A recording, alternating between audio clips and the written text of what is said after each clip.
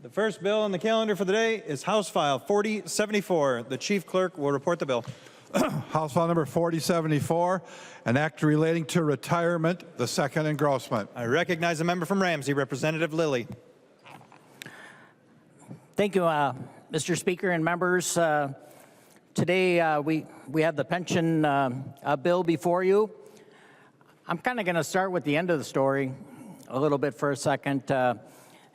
I kind of got inspired during the housing debate, but we had an amazing session last year in the pension space, and so honestly I didn't expect to be able to do much this year, but my partner, and I mean this sincerely, O'Driscoll and I were able to do some amazing work with our pension team and the leaders of this body. I suppose they're not supposed to be positive in the political world we live in, but Stevenson and Damath were able to deliver with Torgelson and Frazier came through, and we were able to do some really darn amazing work in this space. And I just, people say that we're not able to do things in this divided government, and clearly last year in pensions and this year, it's an amazing bill. So I'm going to start off and just kind of give you a high overview of what's in there, and then other members will probably speak, and we have a couple amendment kind of things. So the St. Paul teachers, we were able to catch them up. Last year we passed provision for TRA, and then this year we were able to do some good work on the St. Paul teachers to get them to matching, so that teachers across the board are at the same rate of pay that they're paying in for the pensions. And so that's a huge step and a great fix that we're able to do. Police and fire, we were able to reduce the waiting period. It doesn't sound like much, but if you're a police and firefighter in Minnesota, you had to wait 2 years for your COLA increase, and we're able to reduce that down to 1 year to buy that down. And that's just huge. It makes a big difference to a retiree. We all see what costs are doing out there in the real world, and so we're able to buy that down, and it's exciting. Last year we started, there was a need in the 911 telecommunication folks and probation workers and correction workers in the state of Minnesota. And so we were concerned that we heard some of the voices from them that their needs were not being met, and they wanted something done with their retirement age. So in this bill, off of that working group, goes to prove that legislatures can do working groups, have successful outcomes, and then so we're able to come out and we're starting up a whole entire new plan for these workers. These are tough jobs. Think of a probation officer that goes into a home and, on their own. So we're able to reduce their age for retirement from 60 to 55. And there's a lot more things, but I'm just kind of giving a high overview.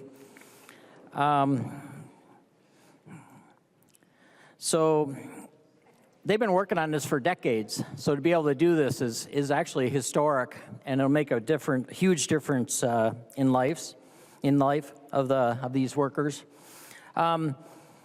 Kind of transitioning out of some of the bigger things.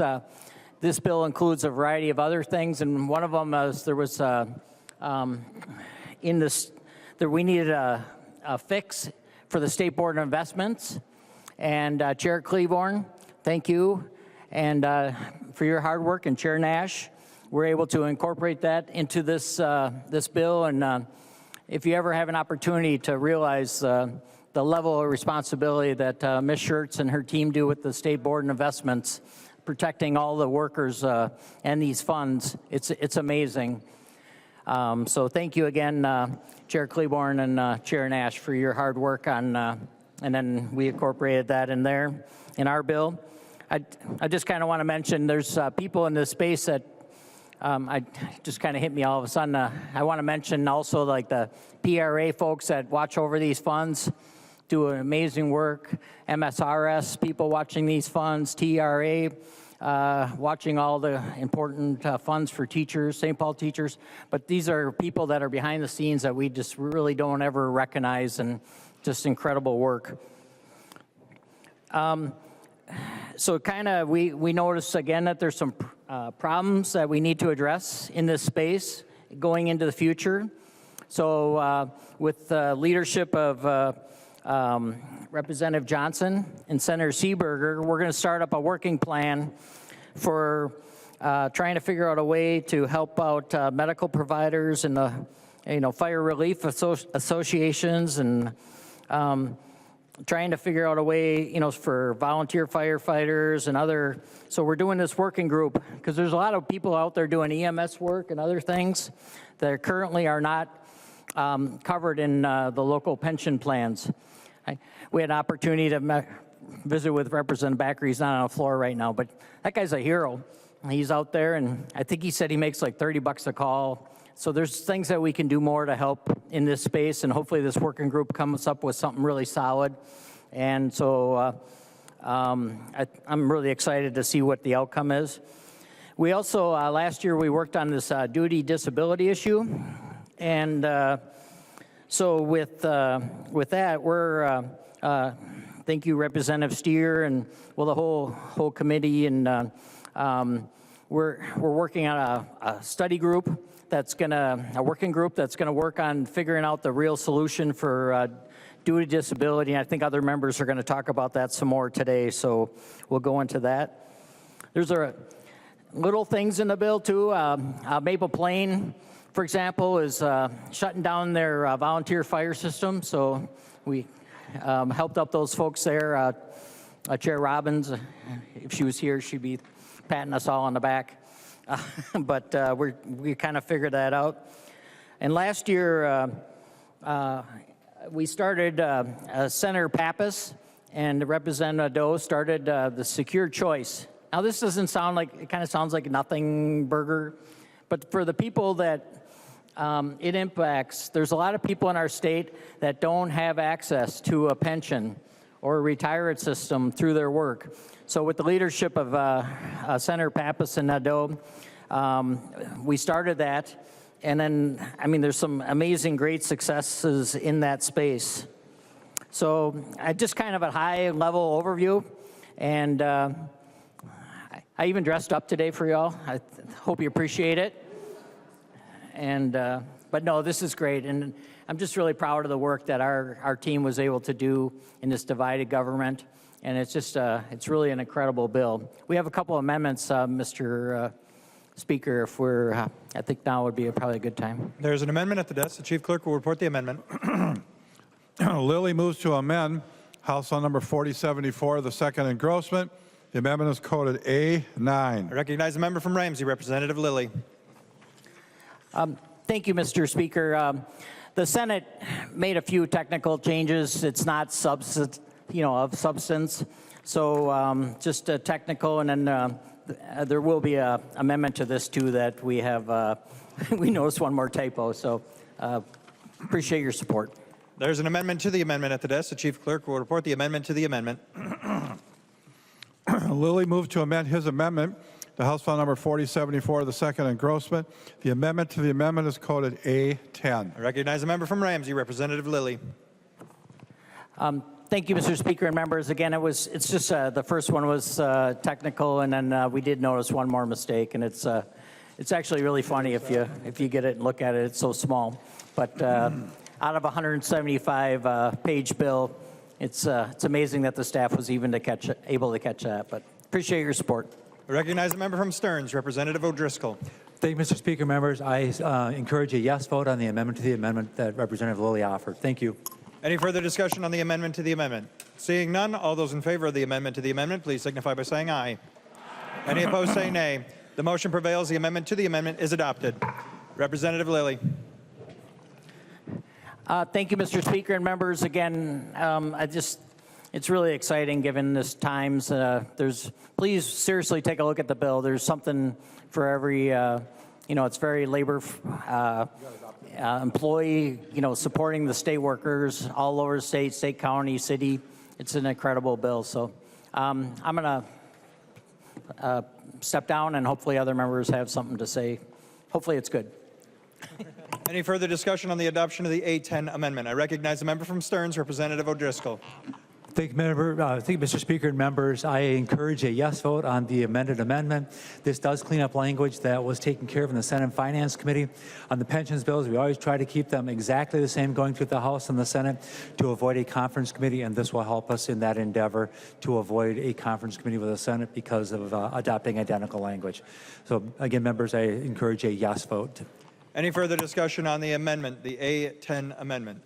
Seeing none, all those in favor of the amendment, please signify by saying aye. Any opposed, say nay. The motion prevails. The amendment is adopted. There's an amendment at the desk. The chief clerk will report the amendment. Lilly moves to amend House File Number 4074, the second Grossman as amended. The amendment is coded 3A. I recognize the member from Ramsey, Representative Lilly. Thank you, Mr. Speaker. Sorry about my speech. I thought we were going into, but the 3A amendment, we're hoping to have some discussion today. There's some,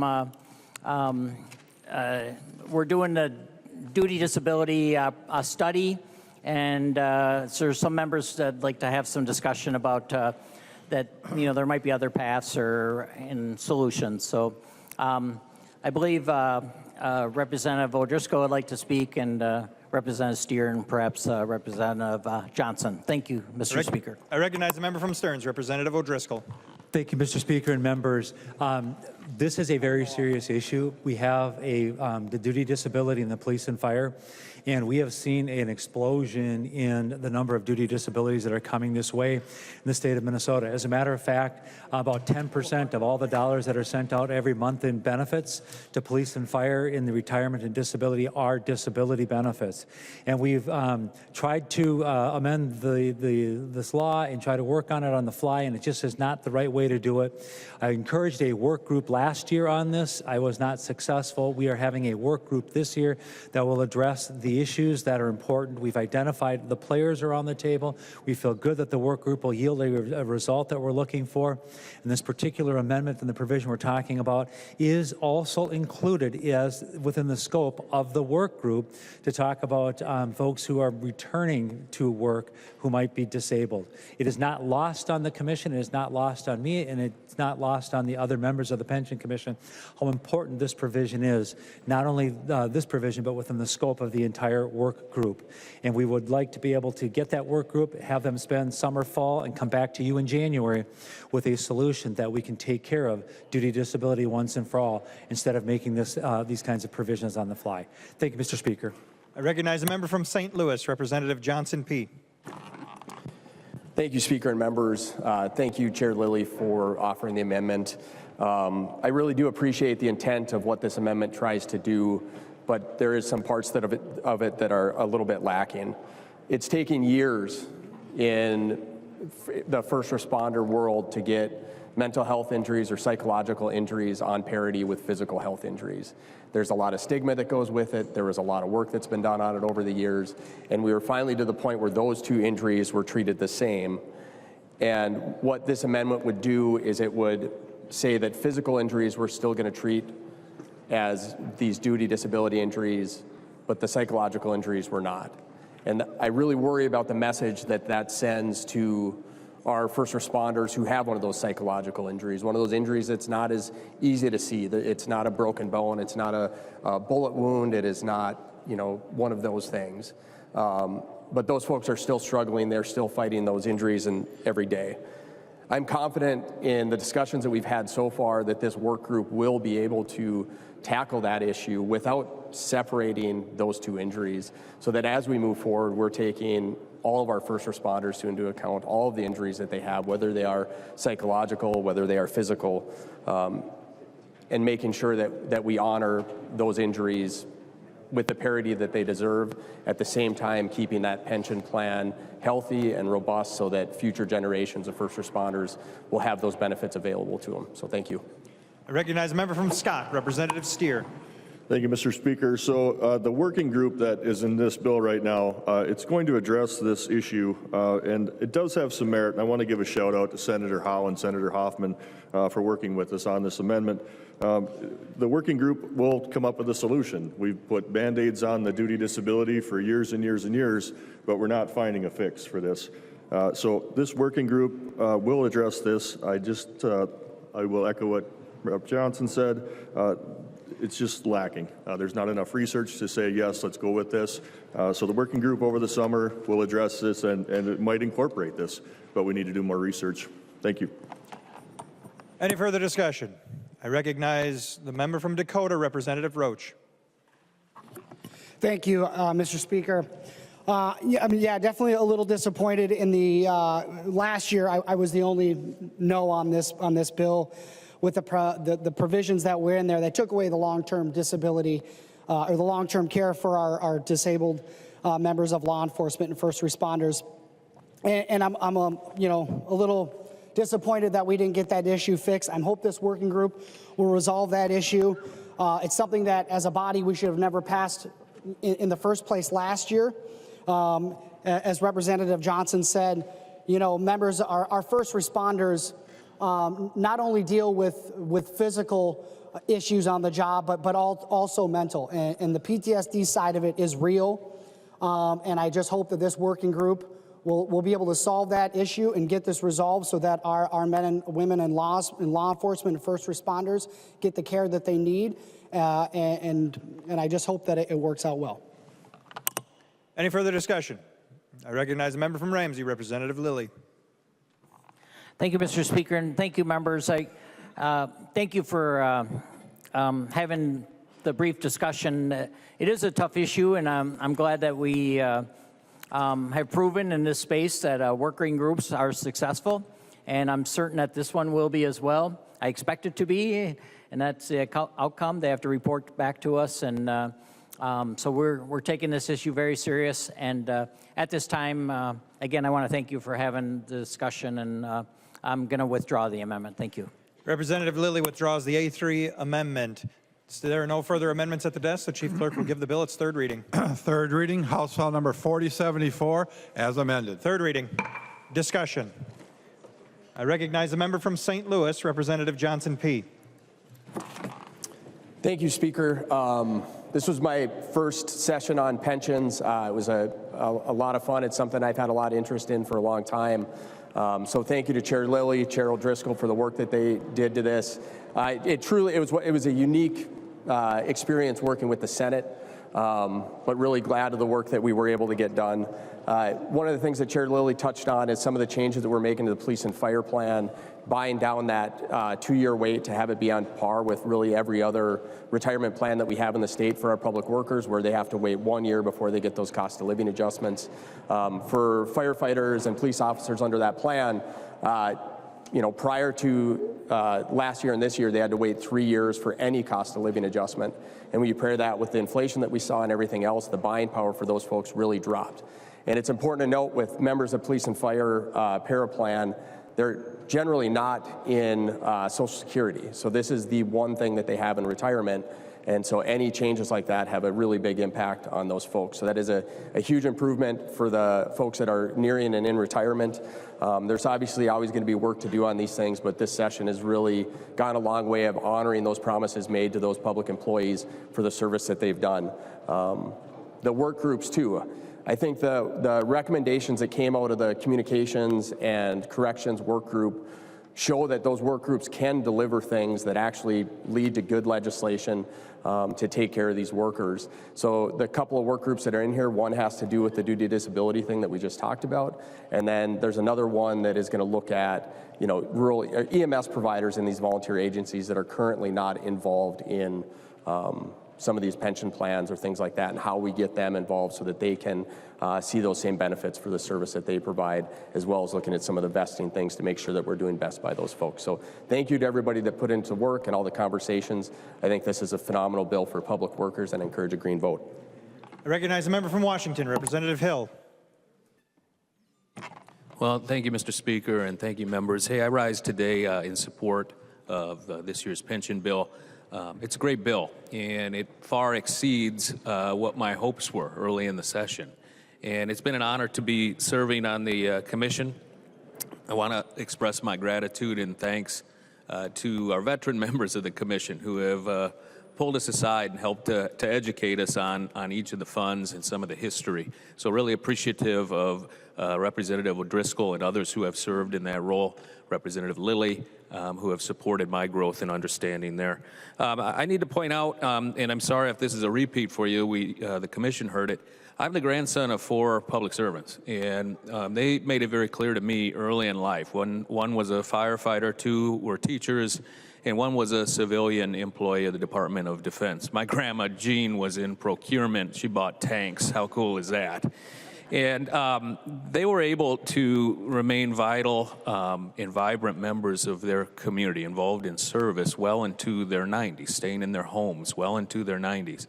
And that was only possible due to strong public pensions. And, you know, it's not lost on me that this is a critically important commission. The work we do is a long game, as I like to say. And it's been an honor to be a part of that team that recognize the importance of this stewardship for our public employees. And so again, I want to point out that we did some good work on behalf of the St. Paul Teachers Group this year, lowering their employee contribution to match that of TRAs, and also increasing their COLAs by ½ point, also to match TRAs. And so very proud of that work, and we'll continue to take care of each of the 4 funds. I want to thank the staff. I want to thank the association employees for their great and diligent work as well. It's a good bill. Please vote green. I recognize the member from Ramsey, Representative Perez-Vega. Thank you, Mr. Speaker. I think this is an awesome bill. You know, being the chair of the St. Paul delegation last year, you see that our teachers were left out. I wasn't having that. I wasn't happy, and our delegation wasn't as well. But we went back to have those conversations, and I want to thank Representative Lively and Representative O'Driscoll for making that change. We have a lot of pride in our St. Paul teachers, and they've been doing a lot of work and additional in this last school year, and to see their force and their fight come up to the plate, that this is some justice of what we went through last year. And I also want to thank Representative Meg Lugar Nikolai, who came in as a rookie and ensuring that this was going to go, not go into a reverse mode, but moving forward to make sure that our St. Paul teachers weren't left out. And I also want to give thanks for the pensions on our firefighters and our law enforcement. You know, I had a lot of conversations with our St. Paul Fire Department's Latino Outreach Society of Los Bomberos, who came to talk very strongly on saying, we need this, we want to get this across the finish line, and that's what this bill here does today. So I urge voters for a green vote. Thank you. I recognize a member from Hennepin, Representative Robbins. Thank you, Mr. Speaker and members. I am thrilled to support this bill, and I just want to say thank you to everyone on the Pensions Commission who addressed a very delicate issue in my district where we had a fire department close, and it was really challenging to close their pension plan and reconstitute it. And I especially want to thank Susan, the nonpartisan pension staff member, who went so far above and beyond the call of duty, to the point that she came to a meeting in my district late at night to meet with all of the firefighters, and she brought forward a solution that helped spark a conversation that then the firefighters came up with their own very unique solution that no one would have thought, you know, in all the different things that had been bandied about before. They came up with their own solution in a community meeting because Susan took the time to participate in my community. We are all forever grateful. Thank you very much. I recognize a member from Washington, Representative Cha. Thank you, Chair. I, too, rise in support of this pensions bill. But first, I want to recognize the leadership in the Pensions Commission. I want to recognize both co-chair Lilly and O'Driscoll. You know, in a tied house, we're 4-3 in the Pensions Commission. And with the leadership of O'Driscoll and Chair Lilly, we were able to put out a pension bill that I think we can all agree on. I really appreciate the professional experience of Johnson and Representative Steer for fire and police. As we understand, this duty disability is important to those officers and the state of Minnesota. The work that we did on pensions for our 911, 911 telecommunications and peace officers is important. To recognize that the work they do is important, to give them an early retirement and give them options for pensions, I think is equally important to others in this area. So I'm really proud of that work and agreement that we made. You know, to my co-chair O'Driscoll, I know that this will be the last year we will be serving on pensions, but your leadership in the Pensions Commission will be missed. Your deep knowledge and commitment to pensions and to protect pensions for the state of Minnesota is recognized, appreciated, and we on the Pension Commission will carry that on. But most of all, I'll miss your dry jokes, and we won't be hearing your bill for 17-year-olds in commerce moving forward. But thank you. So support pensions, because this is not only a bipartisan bill, it is a House pension bill for all of us. Thank you. I recognize the member from Hennepin, Representative Nadeau. Thank you, Mr. Speaker and members. I'm going to go over some of the things. For those of you that don't serve on pensions, pensions are super technical, but they're a lot of fun. And because I always forget, you know, Representative Robbins mentioned a thank you to the pension staff at LCPR. They do an incredible job, and if they're listening, thank you. Without them, it would be impossible for us to do the work that we do because of the technical nature of it. To this bill, I have some notes because I want to make sure that I don't miss some things. We've heard about some of the big components, the probation officers and 911 telecommunicators, but this bill makes a series of targeted improvements across Minnesota's public retirement pension systems. It provides meaningful security benefits for police officers, firefighters, correctional employees, probation officers, telecommunicators, teachers, volunteer firefighters, and it also makes some important administrative and technical updates that improve efficiency and accountability in our pension system. For public safety workers, this bill eliminates a one-year waiting period for cost of living adjustments for the police and fire. It also improves retirement benefits for correction employees and increases the COLA cap while reducing employee and employer contribution rates. For educators, this bill reduces employee contribution rates for members in St. Paul Teachers Retirement Fund, setting us up next year to do some improvements for TRA. Volunteer firefighters also benefit through updates to statewide firefighter pension systems and their relief associations.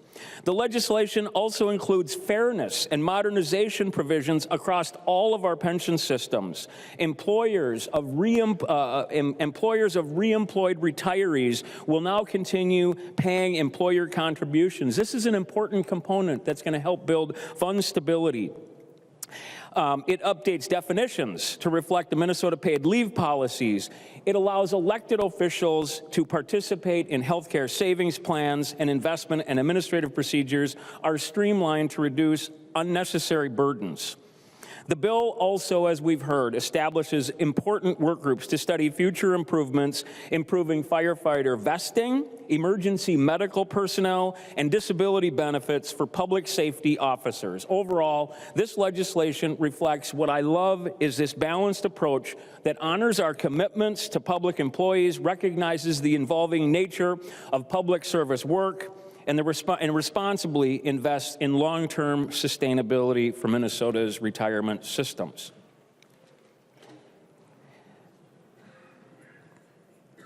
One of the things that, you know, we talked a little bit about the leadership, and I want to thank Representative Lilly for stepping up and all of my commission members, and I think I've said this before, but this is a group of senators and House members, Republicans, Democrats, that come together, argue, work behind the scenes, try to make improvements. But without Representative O'Driscoll, we oftentimes don't find the money to do it. And so I want to thank Representative O'Driscoll for the years of commitment that he's made to pensions. We will miss him terribly.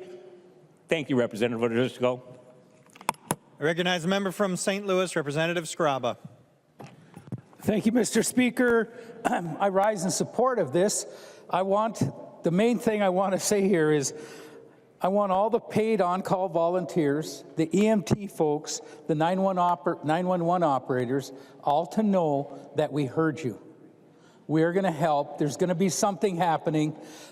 It may not be as fast as you want or what you want, but the discussions that are going to go from now on are going to be transparent. It's not going to be this, what are you doing? What's happening? There's going to be a lot of good discussions.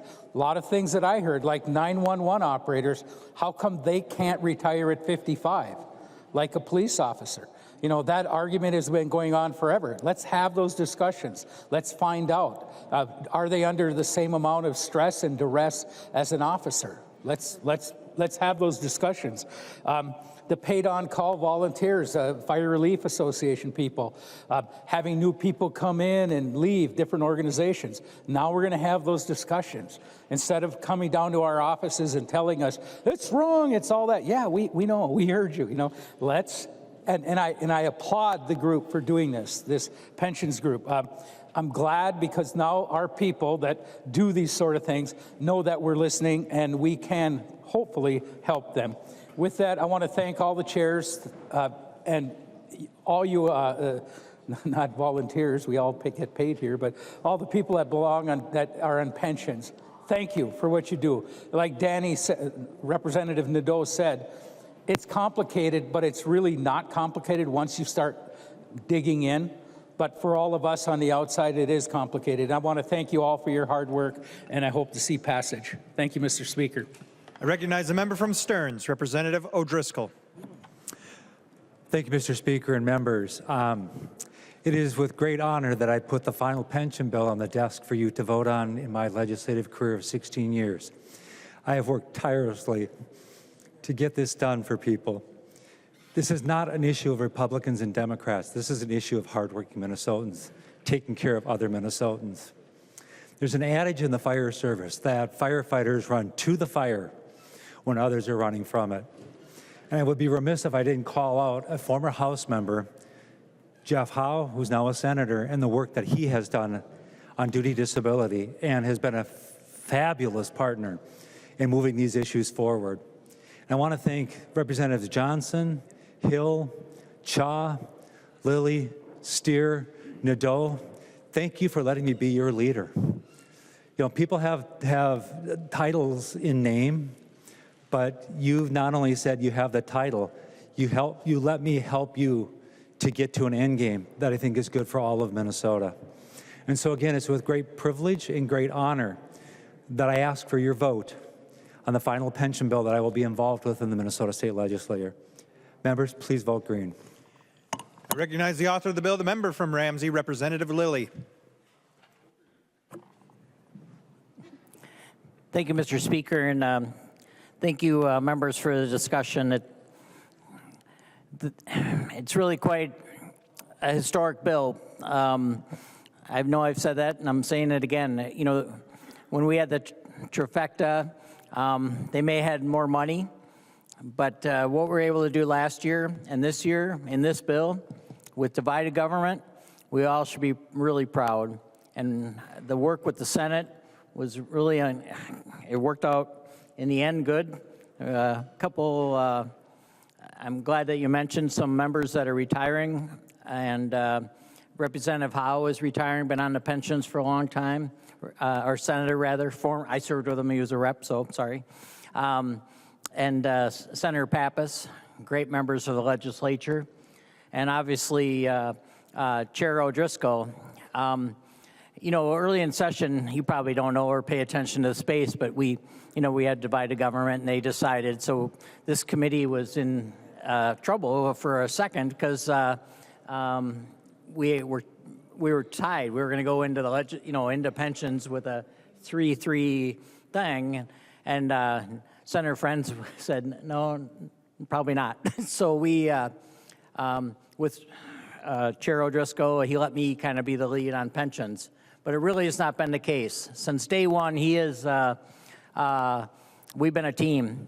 But it's more than that. He is just, he's a purist on this, on the pension space. He's an amazing member across the board, I would argue, and been in all areas has been great. But this pension, it's going to be a big loss. You know, a lot of new people come in the legislature and think, oh yeah, you're going to, you know, and there's amazing members on, you know, in this body, and they show up every year, and it's incredible. But there is something to say about the knowledge of through the years. And quite honestly, in this space, Representative Driscoll, they had hard years. They had, and he didn't speak about it today, but they had to do some tough stuff. So things are a little better, and our leaders had the wisdom to invest in this the last couple of years, and this year's, it's great. But really, thank you, Representative Driscoll. You're an amazing member just overall. Our commission, it was fun. It was actually, you know, it's silly at night where, you know, everybody else was walking away from the Capitol, and we're, you know, we're walking towards it for this meeting. And, you know, from our side, we had amazing members. Representative Chaw just did a great job, and Representative Hill and Representative Johnson, as you can see, is just, you know, all three of them were just really solid. And I've really enjoyed working with Representative Nadeau. He is really thoughtful and comes up with a variety of ideas. And probably my favorite is Representative Steer, to be honest. He's an incredible member. And I always say, if anything goes down here, we're all going to stand behind him too. So that comes from an old karate guy, but I'm going to hide behind you. So anyways, no, the pension bills, it's good, and it really values the workers of the state of Minnesota. And I don't usually talk this long, obviously, ever, but I really want to thank O'Driscoll and the bill that we were able to put together with the Senate. It's really a solid bill, and I hope the board lights up green, and I'm excited that we're able to do this in this time. Thank you. Seeing no further discussion, the clerk will take the roll.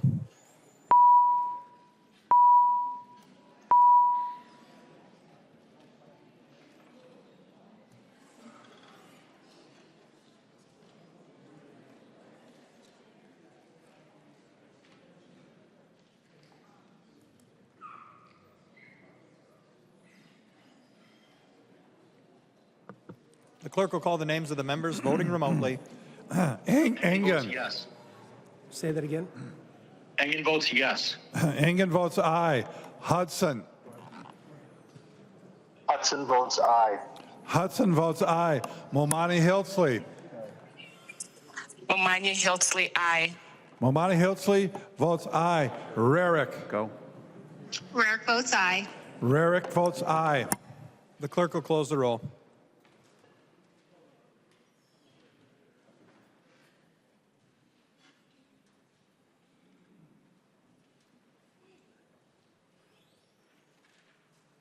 There being 129 yeas and 5 nays, the bill is passed and its title agreed to.